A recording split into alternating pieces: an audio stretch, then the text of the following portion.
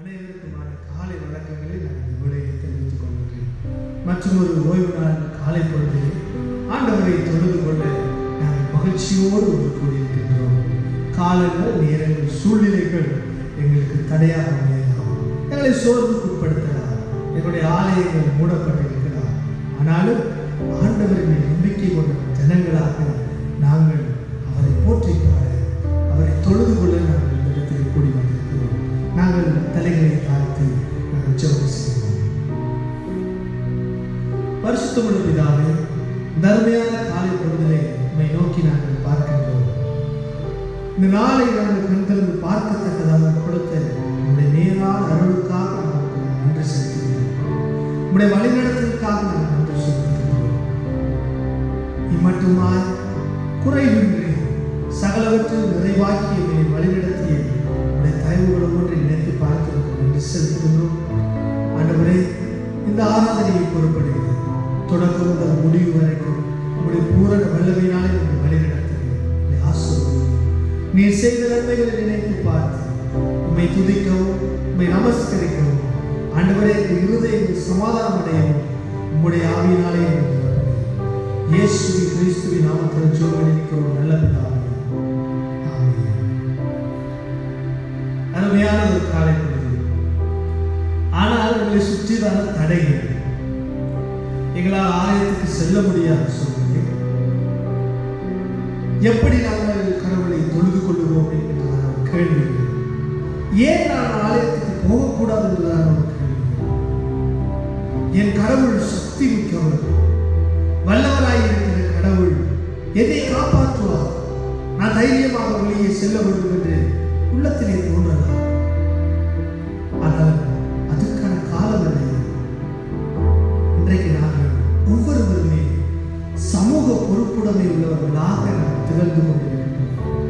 எங்களுடைய ஆலயங்கள் கூட்டப்பட்டிருப்பது எங்களுடைய கடவுளுடைய வல்லமையை முடக்குவதற்காக எங்களுக்கு ஆண்டவர் கொடுத்திருக்கின்ற மிக பெரியதான பொறுப்பு. உன்னை போல் உன் அயலாளருக்கு நேசி என்பது போல என்னுடைய பாதுகாப்பு, என்னுடைய அயலவர்களுடைய பாதுகாப்பையுமாக நாங்கள் இன்றைக்கு வீடுகளிலே இருக்கிறோம். வீடுகளிலே இருந்து எங்கள் கடவுளை நாங்கள் ஆராதிக்கிறோம். சிந்தித்து பார்த்து முழு மனதோடு முழு உள்ளத்தோடு நம்முடைய ஆண்டவரை நாங்கள் ஸ்தோத்திரம்.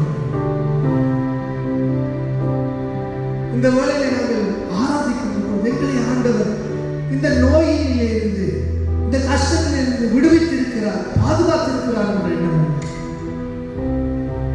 கொரோனா நோயால் பாதிக்கப்பட்டவர்கள் கடவுளால் கைவிடப்பட்டவர்கள் என்ற அர்த்தம் அல்ல. எல்லாருக்கும் கடவுளுடைய அருள் பொதுவானது. நீ என்ன நிலையில் இருந்தாலும் ஆண்டவருடைய மறக்காதவர்கள். நீங்கள் இருக்கின்ற இடத்திலே கண்களை ஒரு நாளிலே என்னை மறவாத ஆண்டவர் எங்களோடு கூட வந்து கொண்டிருக்கின்றார் என்பதை நினைத்து பாருங்கள். எல்லா சூழ்நிலையும் நமக்கு நோய்கள் வந்திருக்கின்றன, நம்முடைய வாழ்க்கையில் கஷ்டங்கள் வந்திருக்கின்றன, நம்முடைய வாழ்க்கையிலே எண்ணி முடியாத சந்தோஷங்கள் வந்திருக்கின்றன. எல்லாவற்றுக்கும் எல்லாரும் ஆனவராய் எங்களுடைய கடவுள் எங்களை வழிநடத்தியிருக்கிறார். உணர்ந்து கொண்டு இந்த பாடலை நாங்கள் பாடி ஆண்டவருடைய நாமத்தை நாங்கள் இனிப்பார்.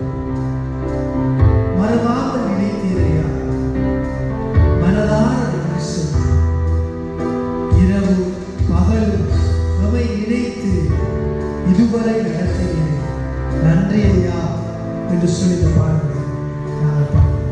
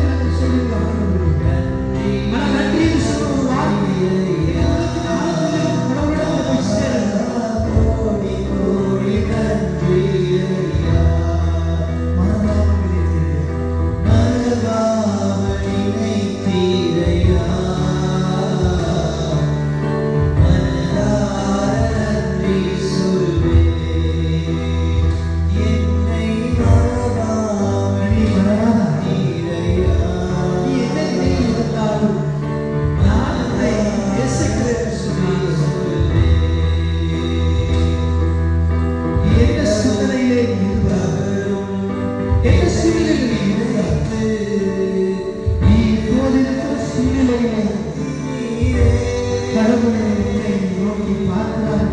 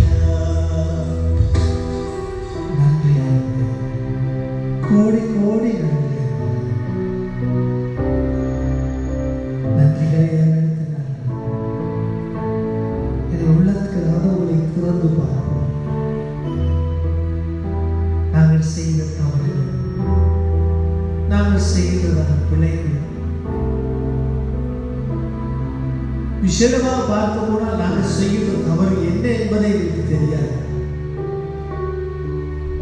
நாங்கள் எவற்றையெல்லாம் கடவுளுக்கு விரோதமாய் சக தோழர்களுக்கு விரோதமாய் நாங்கள் செய்கிறோம் என்பதை பல வழியில் அறியாமல் போய்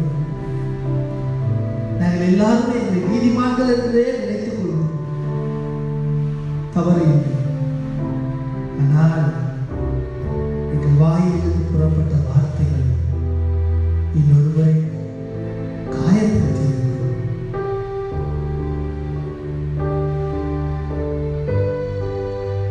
ஆண்டவர் என்னை பார்த்து, இந்த சிறியவருக்கு நீர் எதை செய்தீர்களோ அதை எனக்கு செய்தீர்கள் என்று சொல்லுங்கள். எங்கள் கண்களுக்கு சிறியவர்களாய் இருக்கிறோம். நாங்கள் செய்த உதவிகள் உதவி செய்ய இருந்தும் அதை நாங்கள் மறுத்த உதவிகள்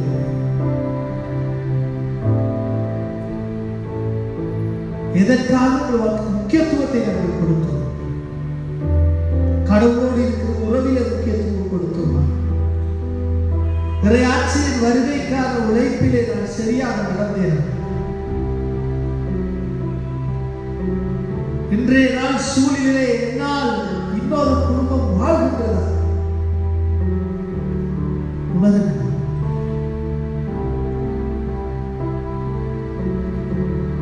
ஆண்டவர் காக்கின்றார் என்று சொன்னார். நான் 10 பேரை கோஷிக்கிறேன்.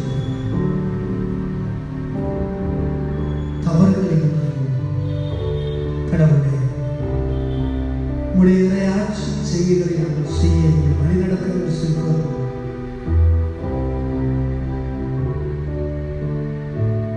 எங்களை மன்னியும் ஆண்டவரே என்று சொல்கிறோம்.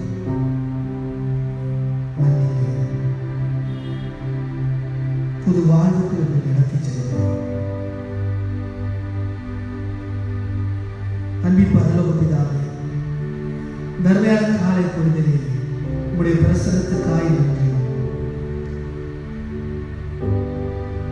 உங்களுடைய செய்திகளுக்கு நாங்கள் நன்றிகளை சொல்கிறோம். எங்களுடைய தவறுகளுக்காய் நாங்கள் மன்னிப்புகளை வேண்டுகிறோம். எம்மோடு பேசி எங்களை வழிநடத்தி எங்களுக்குள்ளே இருக்கின்ற நீர் எங்களிலே வெளிப்படும் வழிநடத்தி ஆசீர்வதியும். இயேசு கிறிஸ்துவின் நாமத்தில் ஜெபம் நல்ல பிதாவே, ஆமென்.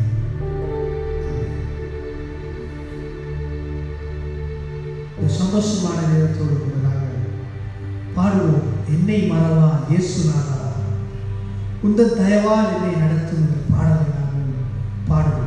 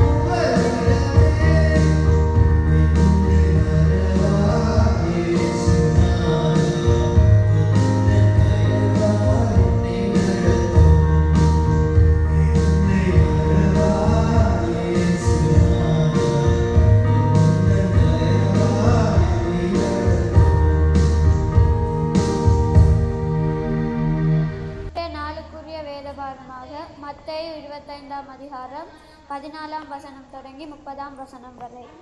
அன்றியும் பரலோக ராஜ்யம் புறத்தேசத்திற்கு பிரயாணமாய் போகிற ஒரு மனுஷன் தன் ஊழியக்காரரை அழைத்து தன் ஆஸ்திகளை அவர்கள் வசமாய் ஒப்பு கொடுத்தது போல் இருக்கிறது. அவனுடைய திறமைகளுக்கு தக்கதாக ஒருவனிடத்தில் 5 தாலந்தும் ஒருவனிடத்தில் 2 தாலந்தும் ஒருவனிடத்தில் 1 தாலந்துமாக கொடுத்து உடனே பிரயாணம் பட்டு போனான். 5 தாலந்தை வாங்கினவன் போய் அவைகளை கொண்டு வியாபாரம் பண்ணி வேறு 5 தாலந்தை சம்பாதித்தான். அப்படியே 2 தாலந்தை வாங்கினவன் வேறு 2 தாலந்தை சம்பாதித்தான்.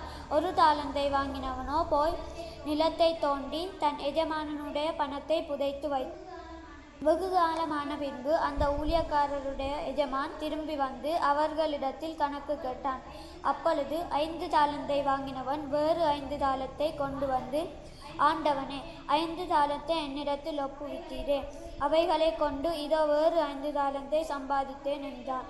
அவனுடைய எஜமான் அவனை நோக்கி, நல்லது, உத்தமமும் உண்மையுமுள்ள ஊழியக்காரனே, கொஞ்சத்திலே உண்மையாயிருந்தாய், அநேகத்தின் மேல் உன்னை அதிகாரியாக வைப்பேன், உன் எஜமானுடைய சந்தோஷத்துக்குள் பிரவேசி என்றார். 2 தாலந்தை வாங்கினவனும் வந்து, ஆண்டவனே, 2 தாலந்தை என்னிடத்தில் ஒப்புவித்தீரே, அவைகளை கொண்டு இதோ வேறு 2 தாலந்தை சம்பாதித்தேன் என்றார். அவனுடைய எஜமான் அவனை நோக்கி, நல்லது, உத்தமமும் உண்மையுமுள்ள ஊழியக்காரரே, கொஞ்சத்திலே உண்மையாயிருந்தாய், அநேகத்தின் மேல் உன்னை அதிகாரியாக வைப்பேன், உன் எஜமானுடைய சந்தோஷத்திற்குள் பிரவேசி என்றார். 1 தாலந்தை வாங்கினவன் வந்து, ஆண்டவனே, நீர் விதைக்காத இடத்தில் அறுக்கிறவரும் தெளிக்காத இடத்தில் சேர்க்கிறவருமான கடினமுள்ள மனுஷன் என்று அறிவேன்.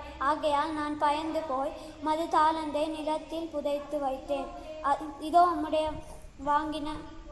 வாங்கிக் கொள்ளும் என்றான்.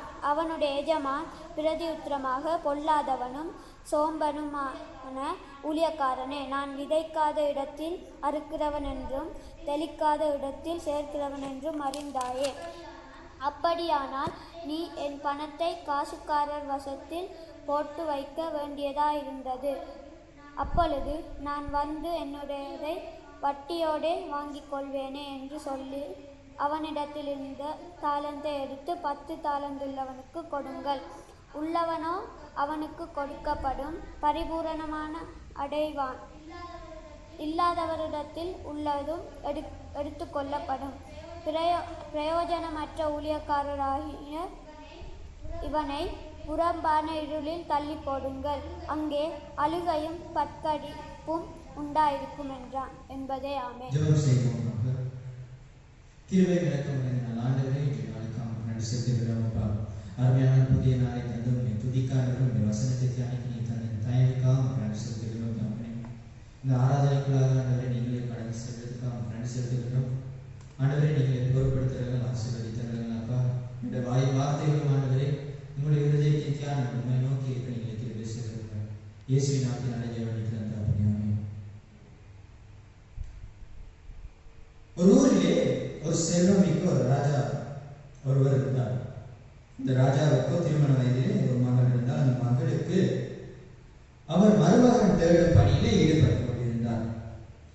அந்த ராஜா தன்னை போன்ற ஒரு செல்வந்தனான ஒரு ராஜாவின் மகனையோ ஒரு சிறந்த ஒரு புத்திசாலியான ஒருவனையோ தன்னுடைய மருமகனாக தேட வேண்டும் என்று அவன் நினைக்கவில்லை. மாறாக நல்ல ஒரு பலசாலியான ஒரு நல்ல ஒரு ஆண்மகனை தேட வேண்டும், நல்ல ஒரு தைரியசாலியை தேட வேண்டும் என்ற நோக்கிலே அவர் என்ன செய்கிறார் என்றால், ஒரு போட்டியை வைத்து அந்த போட்டியின் வெற்றி பெறுபவனுக்கு தன்னுடைய மகளையும் தன்னுடைய ஆஸ்திகளையும் பெற்றுக் கொடுக்க வேண்டும் என்று நினைக்கின்றான். அந்த போட்டி என்ன என்றால், ஒரு குளத்திலே 10 முதலைகளை இடுகின்றான். அந்த குளத்தில் ஒரு பக்கத்தில் இருந்து இன்னொரு பக்கம் அந்த முதலைகள் இருக்கும் போதே அந்த குளத்தை தாண்டி விட வேண்டும். ராஜாவுக்கு மட்டுமே அவருக்கு தெரிந்த ஒரு விடயமாக இருந்த காரியம் என்னவென்றால், அந்த வாய்கள் அங்கு கட்டப்பட்டிருக்கின்றது. இந்த போட்டிக்காக உலகம் எங்கும் இருந்து மல்யுத்த வீரர்கள், வில்வித்தைக்காரர்கள், துப்பாக்கி எடுத்து சுடக்கூடியவர்கள், இன்னுமாக குத்துச்சண்டை வீரர்கள் போன்ற பல வீரர்கள் இந்த போட்டியில் கலந்து கொள்ள வேண்டும் என்று வருகின்றார்கள். போட்டியின் சுபாவத்தை அறிந்தவுடனே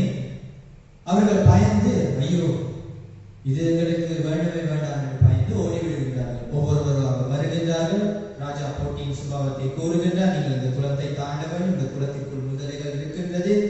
ஆனால் போட்டிக்கு வருகின்றவர்களுக்கு தெரியாத முதலைகளின் வாய் காட்டப்பட்டிருக்கின்றது. ஆகையால் இந்த போட்டி மிகவும் பயங்கரமானது. இந்த போட்டியில் நாங்கள் ஈடுபட்டால் நாங்கள் செத்து விடுவோம் என்று பயந்து அவர்கள் பயந்து ஓடி விடுகின்றார்கள். ராஜாவுக்கோ பெரிய கவலை, என்னடா ஒரு தைரியமான ஒரு ஆண்மகன் சரி இல்லையா இந்த போட்டியில் வந்து ஈடுபடுவதற்கு என்று ராஜா மிகவும் கவலையடைந்து இருக்கின்ற வேளையிலே அந்த வழியிலே ஒருவன் வருகின்றான். அந்த குளத்திற்கு பக்கமா ஒருவன் வருகின்றான். அவன் பார்ப்பதற்கு ஒரு வீரனாக இல்லை, ஒரு சாதாரண ஒரு ஆண்மனை போல இருக்கின்றான். குட்டையாகவும் இன்னும் உடம்பு, அதாவது ஒரு மெலிந்த ஒரு உருவத்தை கொண்ட ஒருவனாக ஒருவன் அந்த இடத்துக்கு வருகின்றான். திடீரென்று அவன் அந்த குளத்தை கடந்து விடுகிறான். ராஜாவுக்கு ஆச்சரியம், இது என்னண்டா காலையில இருந்து வந்து கொண்டிருக்கின்றாங்க, வந்து இதை பார்த்துட்டு பயந்து ஓடுறாங்க, இவன் என்னடா இவ்வளவு பயமில்லாம இந்த குளத்தை கடந்துட்டானேன்னு சொல்லி போய் அந்த வந்தவனை ஆதரிச்சு, நீ தான் என் மகளுக்கு என் மகளுக்கு புருஷன், மருமகன், என்னுடைய ஆஸ்திகள் அவனுக்கு எழுதி வைக்க போறேன், இந்த நீ எடுத்துக்கோன்னு சொல்லி தன்னுடைய அரண்மனைக்கு அந்த மனிதனை கூட்டி செல்கின்றான்.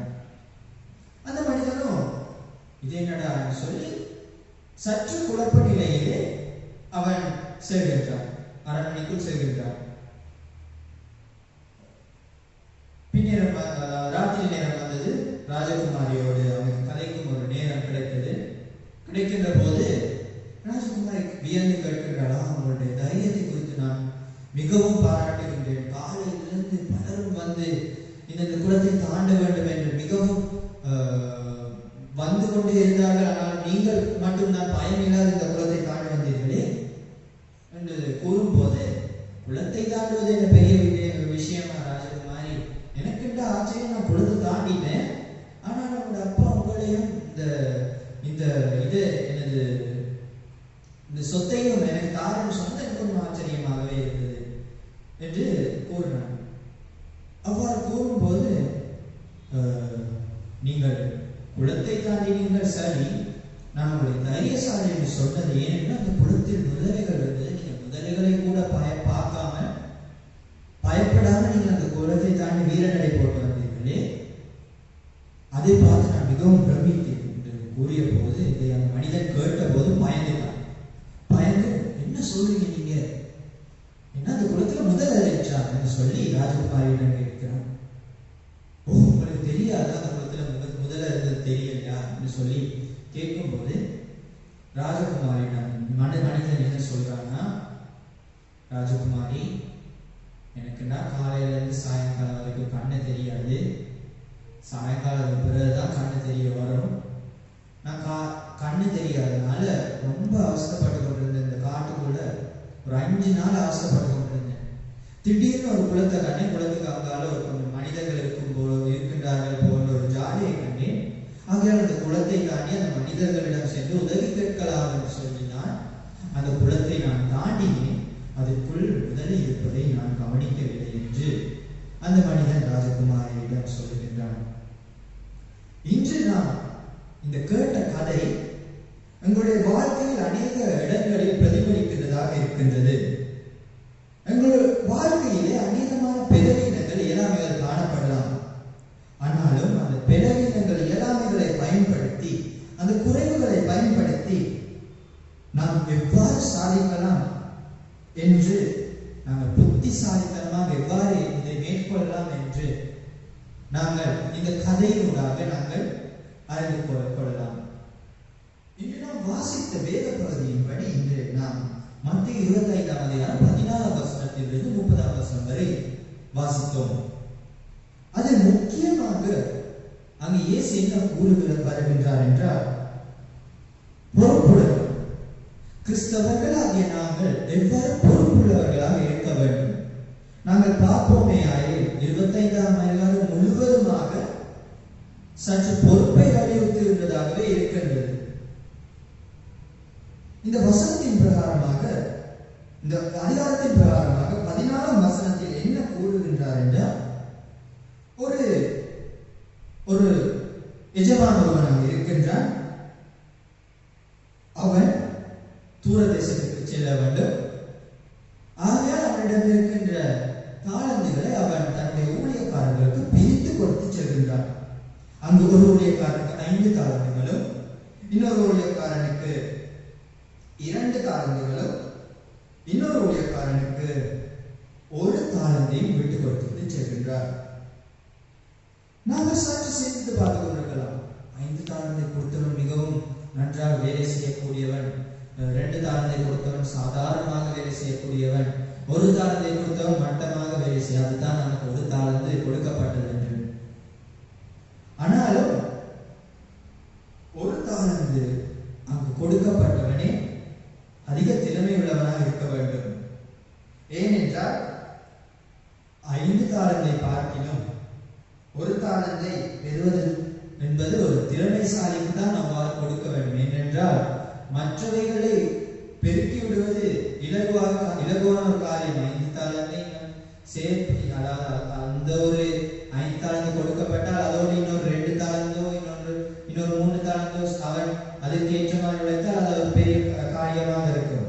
ஆனால் 1 தாளந்தை பெற்றுக்கொண்டு அதை அவன் எவ்வாறு வர்த்திக்க பண்ண போகின்றான்? திறமைகள் குறைவாக இருந்தாலும் அதற்கு கொடுக்கப்பட்ட தாளந்தை திறமையாகவும் ஒரு முயற்சியுடன் ஒரு எஃபிஷியன்டாக அதை பயன்படுத்தி கொள்ள வேண்டும்.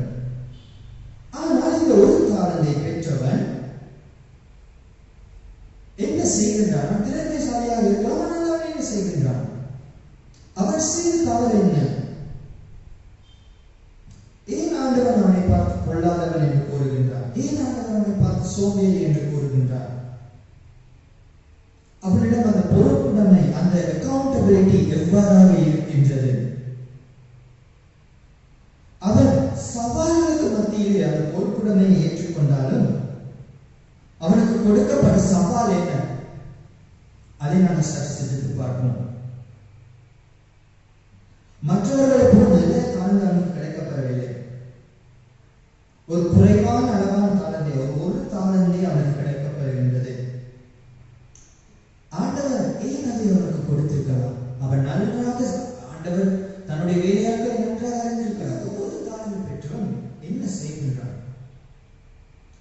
ஆனால் மற்றவர்களுக்கு 5 தாளந்து கிடைத்து விட்டது, 3 தாளந்து கிடைத்து விட்டது என்று அவன் பார்த்துவிட்டு தனக்கு 1 தாளந்து தானே கிடைச்சிருக்கு, ஆகவே இருக்கின்ற அந்த 1 தாளந்தையும் ரிஸ்க் எடுக்காம அதை நாங்க ஒரு இடத்துல போய் விதைக்காமலோ இல்லாட்டி ஒரு இடத்துல போய் அதை ஒரு இன்வெஸ்ட்மெண்டா போடாம நாங்க அதை சேஃபா எங்களுக்குள்ளே நாங்கள் வச்சுக்கொள்வோம் என்று சொல்லி தான் அதை சேஃப், அதை பாதுகாப்பா வச்சிருக்க வேண்டும் மட்டுமே நினைக்கின்றார். இது இன்றைய காலகட்டத்துக்குள்ள எங்களை போன்ற கிறிஸ்தவ சமுதாயத்தில் இருக்கின்றவர்களுக்கும் பொருந்துகிறது. நாங்க COVID-19 பாதிக்கப்பட்டிருக்கலாம், ஆனால் உங்களுக்கு சிறிய சந்தர்ப்பங்கள் கிடைக்கலாம். நாங்கள் அதை சரியாக பயன்படுத்துகின்றோமா? சபைகள் மூடப்பட்டிருக்கின்ற சந்தர்ப்பத்திலே, வீடுகளில் இருக்கின்ற சந்தர்ப்பத்திலே எவ்வாறு நாங்கள் அதை பயன்படுத்துகின்றோம்? எவ்வாறு எங்களுடைய உறவு, கடவுளுக்கும் எங்களுக்குமான உறவு எவ்வாறு இருக்கின்றது? சபைகள் மூடப்பட்டிருக்கின்றது தானே என்று கூறிக்கொண்டு வீட்டிலே நாங்கள் ஊழியம் செய்யாது இருக்கின்றோமா? வெளியே சென்றால் ஆபத்து என்று கூறிக்கொண்டு கஷ்டப்பட்டவர்களுக்கு உதவி செய்யாமல் இருக்கின்றோமா?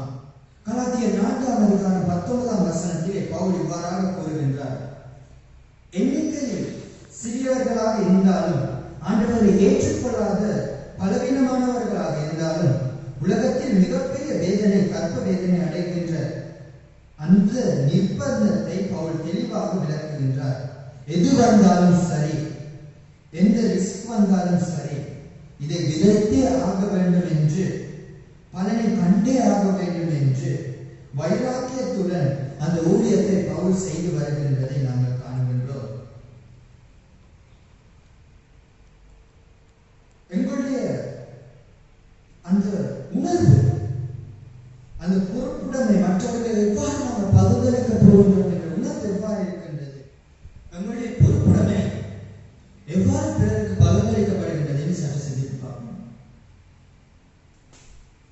அங்கு நாங்கள் காண்கின்றோம், அதாவது அந்த ஒரு தானத்தை பெற்றவன் என்ன செய்கின்றான், பிறருக்கு பிரயோஜனம் இல்லாத அளவுக்கு அதை மறைத்து வைக்கின்றான். ஏனென்றால் 27வது வசனத்தை நாங்கள் காண்போமேயானால் அங்கு அந்த எஜமான் என்ன கூறுகின்றார் என்றால், நீ அந்த பணத்தை கொண்டு போய் ஒரு அதை பணக்காசுக்காரர் வசதியில்லாத போட்டு வைத்திருக்கலாம், அப்படின்ற அது வட்டியை கூட நான் பெற்றிருப்பேன் என்று அவர் அந்த எஜமான் கூறுகின்றதை காண்கின்றோம். அது போன்றுதான் இன்றைய காலகட்டங்களிலும் இந்த திருச்சபை சூழ்நிலைகளில், கிறிஸ்தவ சூழ்நிலைகளிலே நாங்கள் அநேகமான தருணங்களிலே நாங்கள் எங்களுடைய காரியங்களை நாங்கள் அதாவது செய்ய முன்னுக்கு வர எத்தனிப்பதும் இல்லை, பிறர் செய்தால் அதை என்கரேஜ் செய்வதும் இல்லை, அதை நாங்கள் ஊக்கப்படுத்துவதும் இல்லை. நாங்கள் சற்று சிந்தித்து பார்க்க வேண்டும். எங்களுடைய வருங்கால சந்ததியினருக்கு எங்களுடைய திருச்சபை வளர வேண்டும் என்றால் எங்களுடைய திறமைகள், எங்களுடைய காரியங்கள், எங்களுடைய விசுவாசத்தை நாங்கள் எவ்வாறு பிறருக்கு நாங்கள் கொடுக்க போகின்றோம், அந்த பொறுப்புக்கு நாங்கள், அந்த அக்கௌண்டபிலிட்டிக்கு நாங்கள் ரெஸ்பான்சிபிளா இருக்கோம் என்று நாம் சற்று சிந்தித்து பார்க்க வேண்டும். கடைசியாக இந்த வளர்ச்சிக்கான பொறுப்புடைமை எவ்வாறு காணப்படுகின்றது என்று நாங்கள் சற்று சிந்தித்து பார்ப்போம். Accountability of growth. எங்களுடைய பொறுப்புடைமை, அதன் வளர்ச்சி எவ்வாறு இருக்கின்றது என்பதை சற்று சிந்தித்து பார்ப்போம். ஆண்டவர் இங்கு மூவரிடமும் தாளந்துகளை கொடுக்கின்றார். அதில் இருவர் தங்களுக்கு இயன்ற அளவு அதில் பயனை பெற்றுக்கொள்ள பார்க்கின்றார்கள். ஒருவனும் தன்னுடைய சோமரின் தனத்தினாலே அதில் எந்த காரியங்களையும் பெற்றுக்கொள்ளாது இருக்கின்றான். நாங்கள் ஒரு கட்டிடத்தை வேண்டிக் கொள்ளலாம். அந்த கட்டிடத்தை வேண்டி நாங்கள் அதை பெயிண்ட் செய்தாலும் அது ஒரு கட்டிடம் தான், அதை மெருகூட்டினாலும் அது ஒரு கட்டிடம் தான், அதை ரினோவேட் பண்ணினாலும் ஒரு கட்டிடம் தான். ஆனால் அந்த கட்டிடத்திலிருந்து நாங்கள் சரியான ஒரு பிரயோஜனத்தை பெற்றுக்கொள்கின்றோமா என்று நாங்கள் சற்று சிந்தித்து பார்க்க வேண்டும். மாணவர்களே, இங்கு ஆண்டவர் பராமரிப்பதை பற்றி அவர் பெரிதாக கருதவில்லை. அவருக்கு முக்கியமாக இருக்க வேண்டிய காரியம் என்னவெனில் அதன் வளர்ச்சி. நாங்கள் ஒரு காரியத்தை பராமரிக்கின்றோம் என்பதை விட அதை வளர்ச்சிக்குள்ளாக கொண்டு செல்கின்றோம் என்பதை ஆண்டவர் விரும்புகின்றார். ஆண்டவருடைய பார்வையிலே வளர்க்க தெரியாதவனை போன்ற ஒரு சோம்பேறியாக இருப்பதை பார்க்கும் ஆண்டவர் விரும்புவது என்னவென்றால், தனக்கு கிடைக்கின்ற அந்த தாளத்தை, தனக்கு கிடைக்கின்ற அந்த காரியத்தை அவன் எவ்வாறு அதை வளர்ச்சி ஊட்டுகின்றான், அதை எவ்வாறு நிர்வாகிக்கின்றான், தன்னுடைய நிர்வாகம், அந்த வளர்ச்சி எவ்வாறு இருக்கின்றது என்பதை ஆண்டவர் விரும்புகின்றார். இன்று நாங்கள் காண்கின்றோம் 3 விதமான காரியங்களை கண்டோம். accountability among risk, accountability among sharing the responsibility, accountability of growth. இவை மூன்றும் இல்லாதவர்களுக்கு ஆண்டவர் என்ன கூறுகின்றார்?